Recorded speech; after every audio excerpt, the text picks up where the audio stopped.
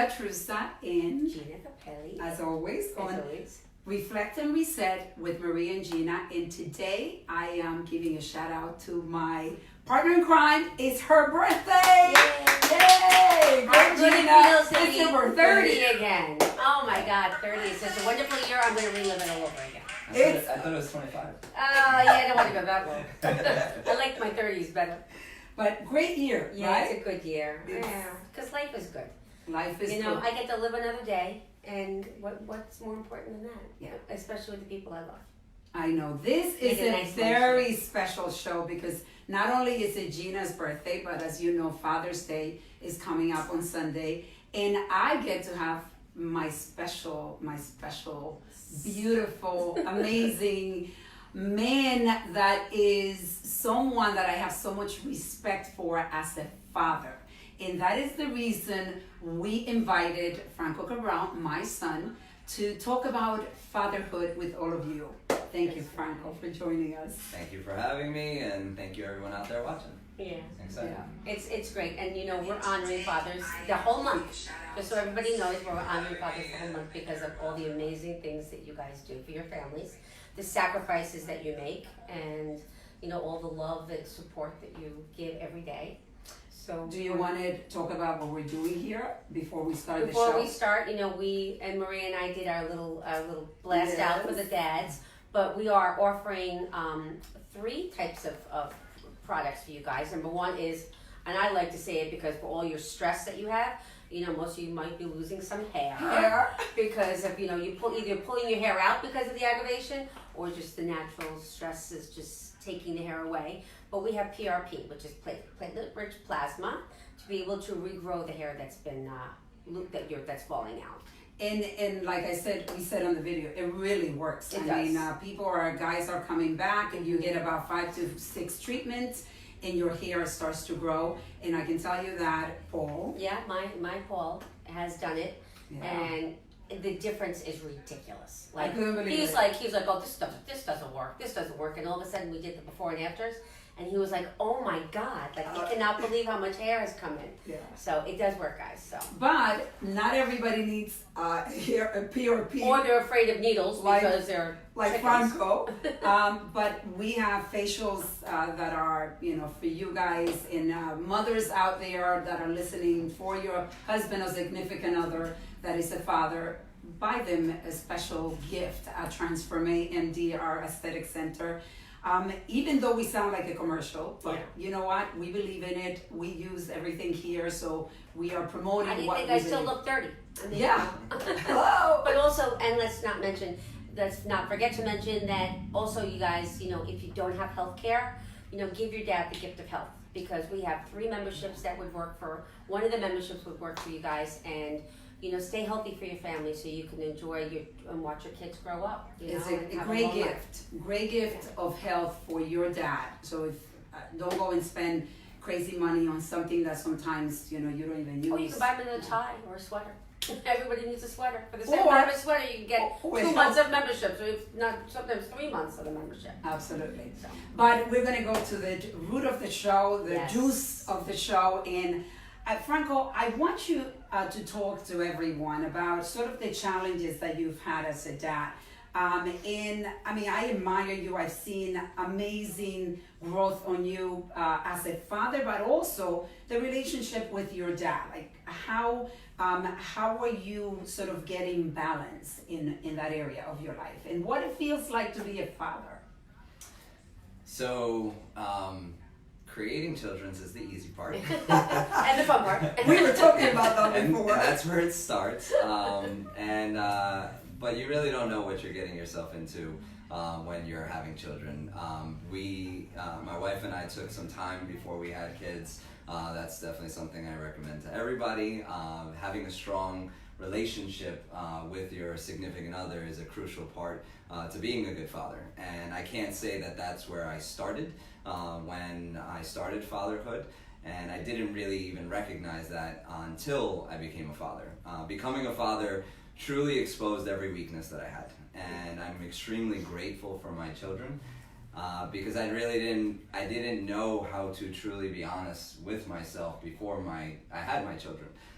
One of the things, and I'll have a shameful plug, I am going to be starting my own podcast, which is going to be launching this month, and it's called The Honest Liar is the podcast. And that's what we say, liar, liar, I'm an honest liar, honest you're a liar, liar. Yes. So, and the reason for that a lot has to do with my kids. My kids taught me basically how to look honestly in the mirror, and they were the reflection of who I truly was. I could tell myself whatever stories I wanted about who I was, but it was first when I started asking and having a conversation, and it's one of the things you'll hear in my podcast. One night I had a conversation with my daughter, and she was 3 months old, so obviously she wasn't actually speaking back to me. But I had asked her the question, "Are you proud of Daddy?" And that question changed my life, forever, because I heard in my heart the answer was no. And that was very difficult for me to hear. There's nobody else that would have led to me creating such a shift and being so determined to becoming a better man, other than my child reflecting that back to me. There's things that I worked on, things I identified over the last few years that other people had told me, things that I should be aware of. I wasn't happy enough. I was sedating. I was in pain. I was too focused on work. I was a workaholic. Et cetera, et cetera, et cetera. Things that my mother had said, things that close family had said, but not something that I could hear the same as the message that my daughter reflected for me. And that started the process for me, because at the end of the day, there's nothing more important for me than to make my daughter and now my son proud of Daddy. And that's really where the journey started for me. So to me, I owe all the progress in my life, not just in business, because business was something that I can't say naturally good at, but I was very focused on, and that was very important to me. Becoming a well-rounded man and really looking at who I was as a man, that I owe 100% to my children. And it's improved me now working on my relationship with my father, which is kind of the other end of it. As I started this journey of trying to figure out how I can be a better father, that led to me working on the relationships that in my life that really weren't working for me. And one of them was my relationship with my father. And what I realized, and it's still, this is very recent, that my father and I are both committed to working on our relationship. But I realized, how could I be a great father if I don't have a great relationship, or the relationship that I desire with my father? And what I started to realize is that all the relationships in my life that I want to have meaning in are going to reflect back how I'm going to be as a father. So a big catalyst for me in working on a relationship with my father was my children, and many other relationships. But there's many weaknesses that were exposed by recognizing that I ultimately am the example that my kids, I want to follow. And that's a lot of pressure that comes with being a parent. And recognizing that made me start to look in places that I had never looked before in that process. I've got a question though.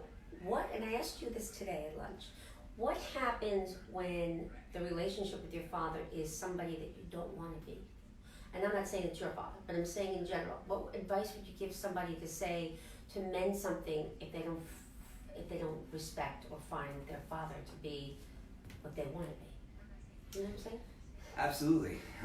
And there are parts of my father that I don't love. And first thing is just accepting that. Mm-hmm. My father is not perfect, and I'm nobody to judge him, because I am not perfect either. And there is no perfect. So it's easy to say, well, why wasn't my father better this or more this, or I'm going to be this or I'm going to be that.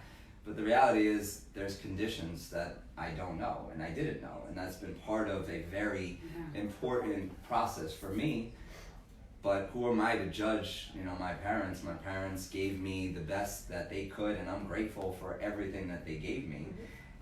But I'm now learning truly why certain things happened the way it did, and versus the stories that I had. Right. And we all have stories, but if you don't, your stories aren't really the facts and the truth behind it. So, for me, I would suggest anybody out there, if you have an estranged relationship with, especially your parents and the closest ones to you, is maybe go into the conversation without judging.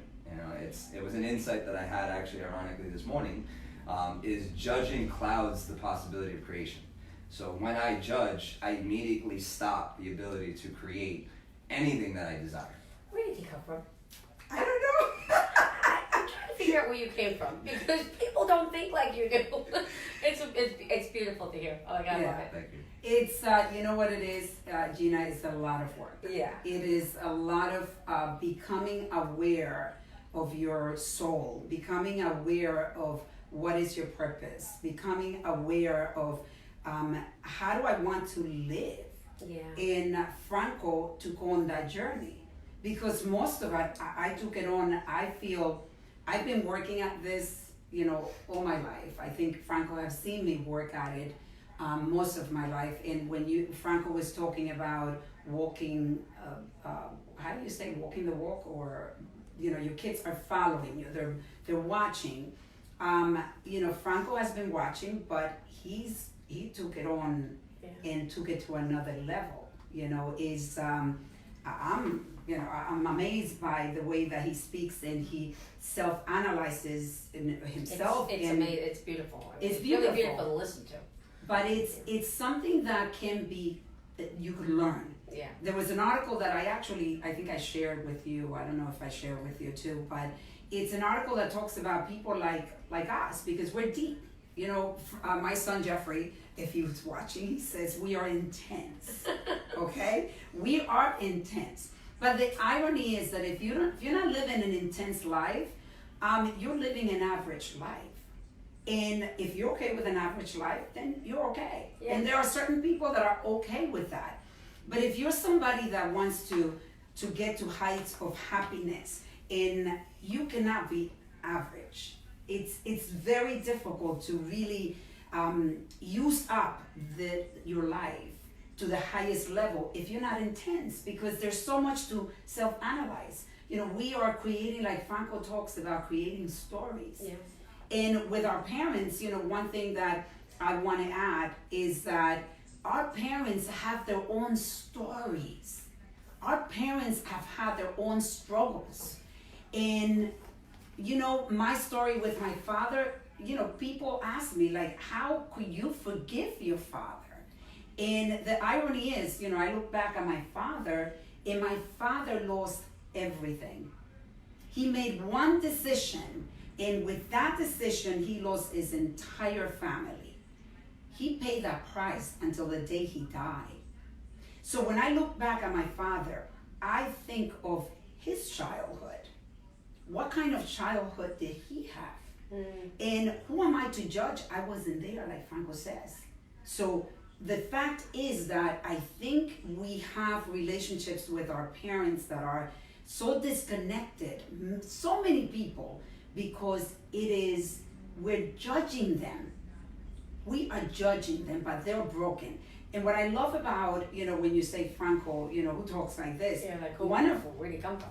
One of the things that I love is that, you see, Franco is creating a relationship with his children, and he's breaking a cycle that we've had in our family, right? And his kids will be closer to less broken, you know, and better with their own kids in their own life, and he's teaching them. So that's why, you know, people out there, that's why this show is so important, because you're looking at your life and you're being aware. You're bringing complete awareness so that you can make better decisions and create a better life for your kids, and your kids were your catalyst.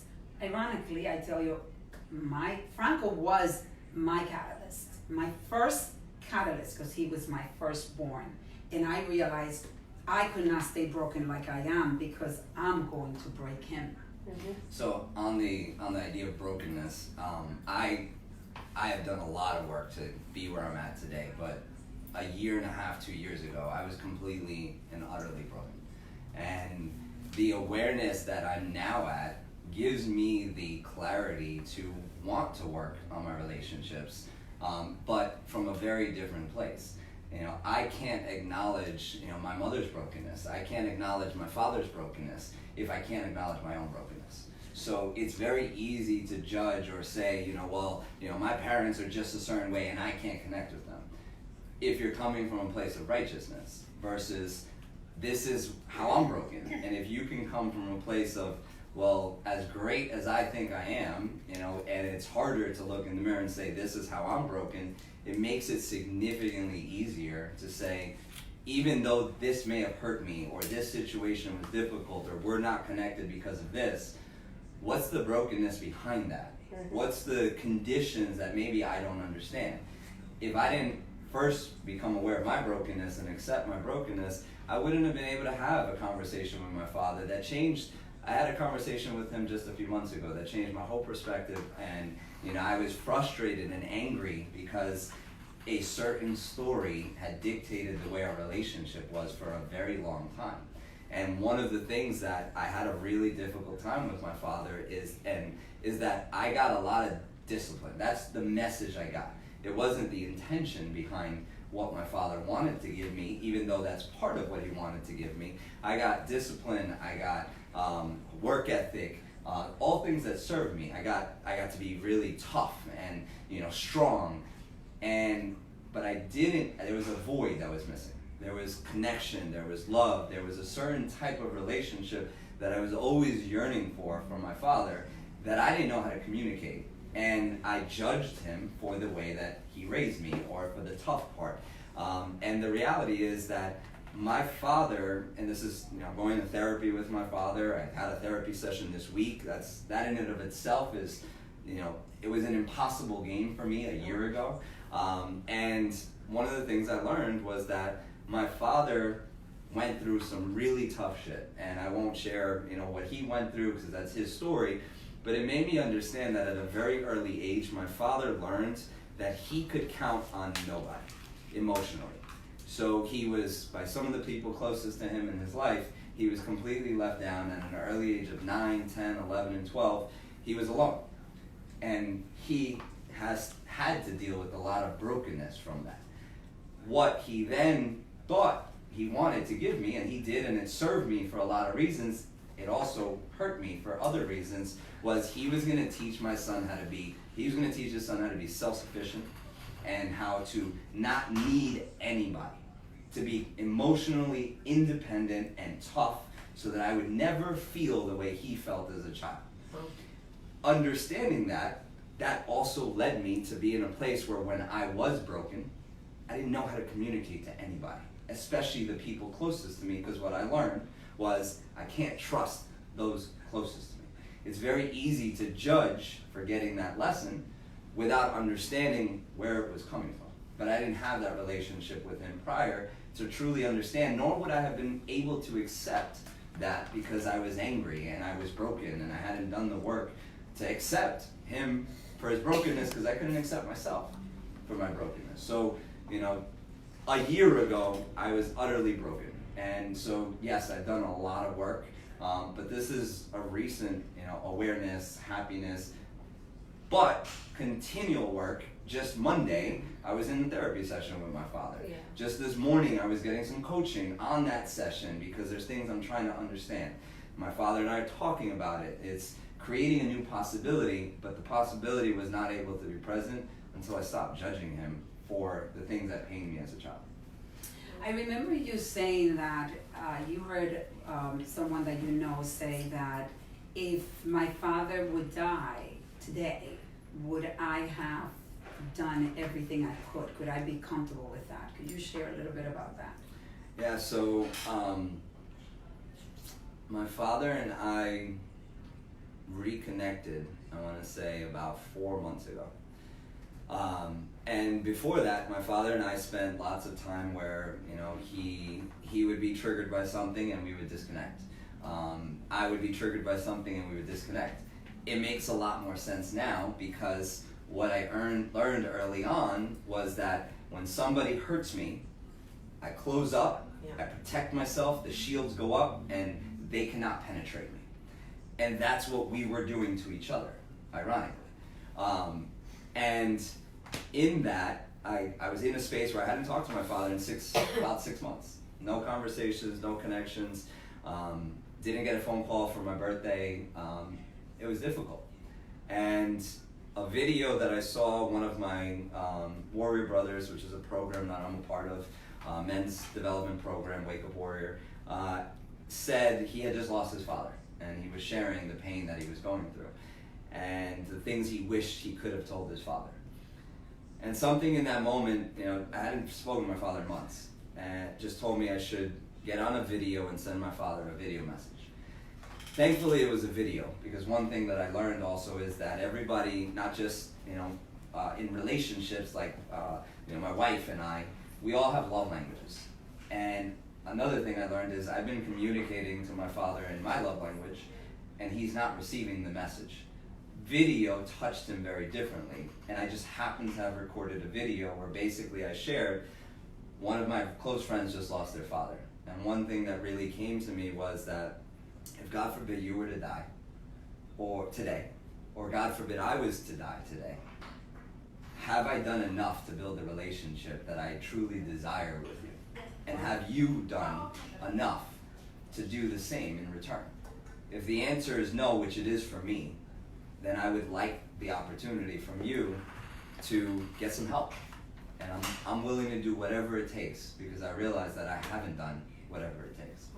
And that connected with him, and he's responded, and he surprised me, because I never would have even thought that he would consider to go to therapy. And I'm grateful that out of that came therapy and work, and because we needed coaching. We were stuck. That's really true with the video, because how we say when you're in a mode with somebody and you're reading your words, I'm reading it my way. I'm reading it with sarcasm, or I'm reading it with it's my fault, or I'm reading it with my story, right? But when you're saying a video and you're being real, that's why I can't judge I love you. videos. I can't judge what I think is on a piece of paper or on a text, because it's coming from your heart, and I think that's special. And he was very receptive. Yeah, I was surprised. That's great. So the irony is that we are all human beings want to connect. Yeah. I don't care who you are. Some people maybe mentally, I'm a loner. They have dementia or things like that. That's different. We're talking about humanity. Yeah, We are born to connect. If we think about it, we are connecting with our mothers for 9 months in their bellies. Mm-hmm. We are born and we are connected with the people that are taking care of us. So we're born to connect. Ultimately, we all want it, but we create stories. We get damaged. We get hurt. All of that starts disconnecting all of us. Starts young. That's why, I love being deep, because in the deep, in confronting the pain, and we talk a lot about that, confronting the pain leads to amazing opportunities.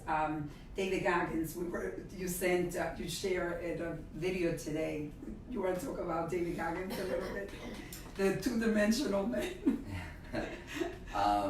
The message that you sent. The message that connects with me more with what you were just saying is just the idea of our stories. It's everything that we do in life is dictated by our stories. And if we recognize that we are the creator of our stories, you can create different stories if you just choose to let go of your ego. Ego is the biggest thing that stops you from creating new stories. It literally is as simple as saying, well, my father will never change, to what's the polar opposite of that? My father would absolutely be willing to change. And just in saying that and thinking and allowing yourself, well, how could that be true? What would that look like? It gets your mind to open up. But if you can't even look past thinking about creating a new story, then there is no possibility. We're so much more powerful than we give ourselves credit to. But you have to be willing to let go of being right. Like with my father, it's one thing we're working on still actively. I got really clear on what I wanted, and that's a part of therapy and work. And my father is getting clear on what he really wants. And as you said before, connection. We both want connection. We want it in different ways. It looks different for each of us, but we both want connection. If we're really clear on what we want, then it becomes easier to do what we need to do to accomplish what we want. And when we forget, we just go back to, well, is this getting us closer or further away from what we want?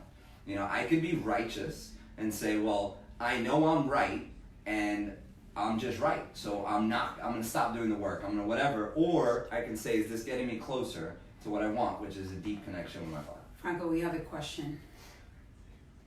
The question is, I have a brother who disconnected with our family 15 years ago. Mom is 87 and we can't break his anger. Any suggestions? So they're trying to break the anger of the brother. Okay. So one thing that's really difficult about this process is I can't change anybody, and you can't change anybody. You can change yourself, and with that, you can attract the change that you desire, but it doesn't happen the other way around. And everybody has their own path and is in their own place where they need to be in that place.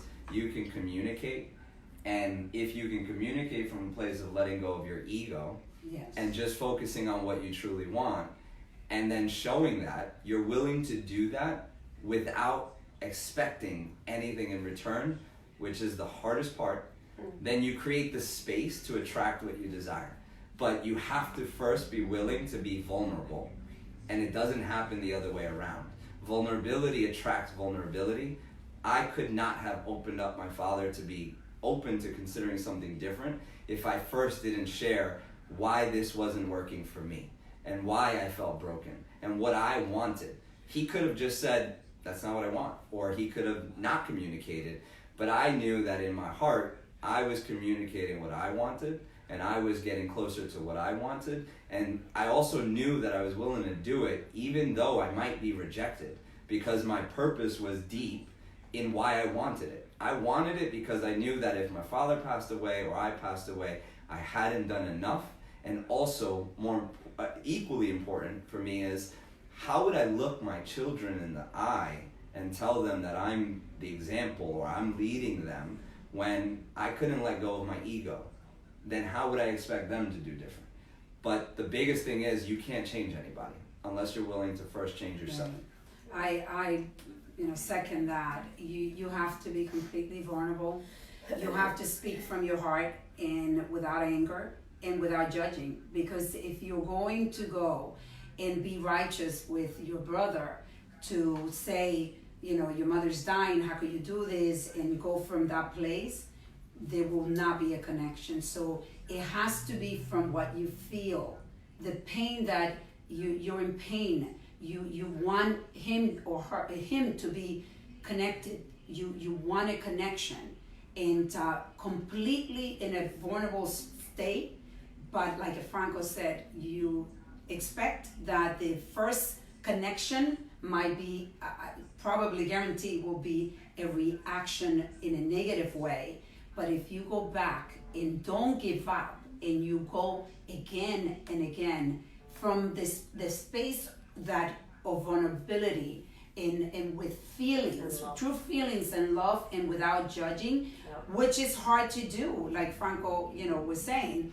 But if you really want that connection before your mom passed away, you need to unfortunately do the work, because like Franco said, if he's angry for 15 years, most likely he's not going to be doing the work.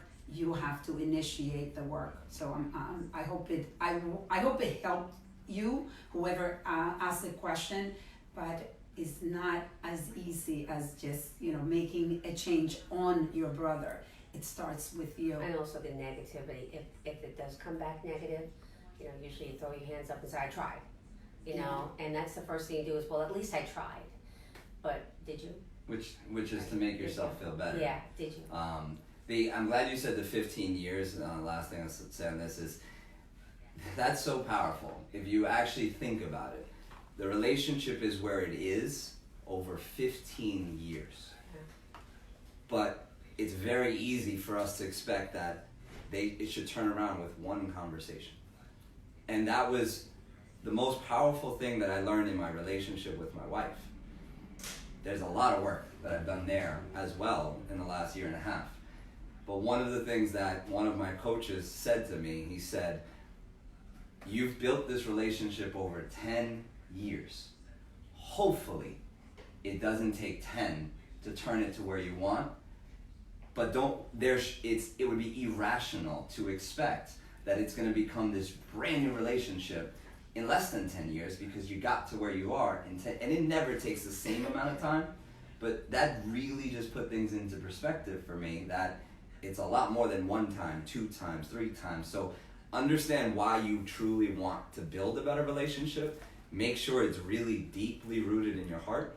Then go for it, and don't expect that it's going to turn around immediately. And the difference is also is that you and your wife both want it. 100%. You both want the same thing.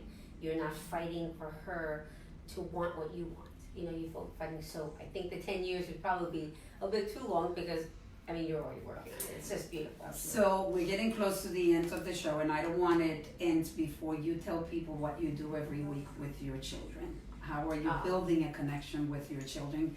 Listen to this. You can learn from it. So one of the things I learned is that men in particular, we overcomplicate everything. We're home run hitters.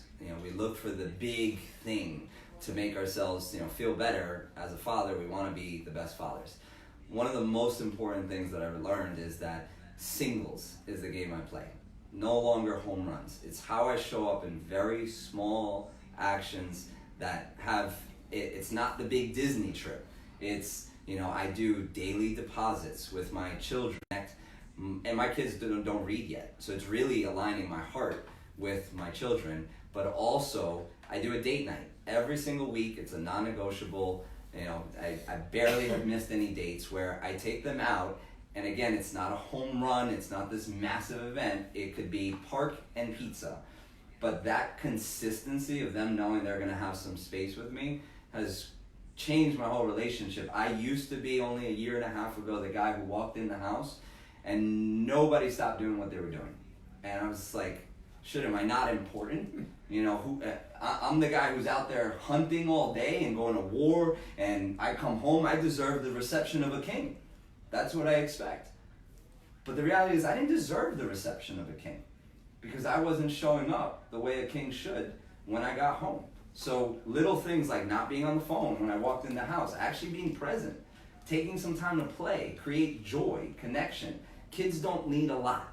They just need some connection, and it could be just as simple as putting the phone away and playing with them for a little bit. Now, I'm like Superman when I walk in the house. His daughter his is daddy's home, daddy's in love home. with him. Is in love. It's so beautiful. It's the best thing ever, but it was just consistent, small actions on a consistent basis, and the same thing goes for your wife and any relationship you want to work on.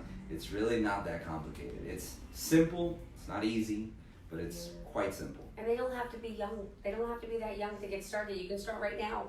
If my father was alive, let me tell you something, and I spent a lot of time with my dad, but if he was alive, that's great advice. I'm not too busy. Work is not that busy, or that important that I can't spend a night or a few hours with my father.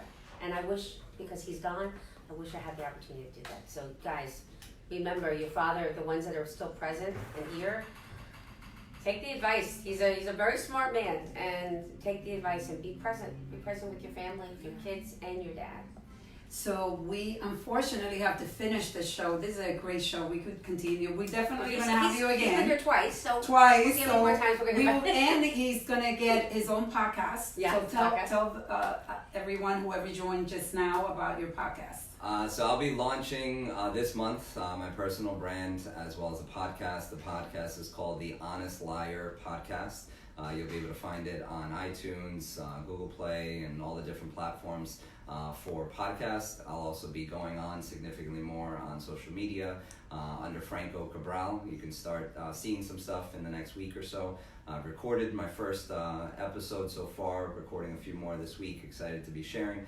But essentially it'll be about the challenges of being a father, being a husband, being a business owner, trying to find time for myself, and all of that chaos in one, and what I've done to get from where I started to where I'm at, and the work that I continue to do, as well as interviewing other entrepreneurs that have experienced the same chaos. Well, happy Father's Day to Happy all Father's of you. Day. And Franco, happy Father's Father's Day. I'm a very proud mother. He is an amazing. I'm a amazing very proud mother. Yes. Except I'm only 30, so I could never be his mother. Take care. See you next week. Remember to like us. Bye. Bye bye.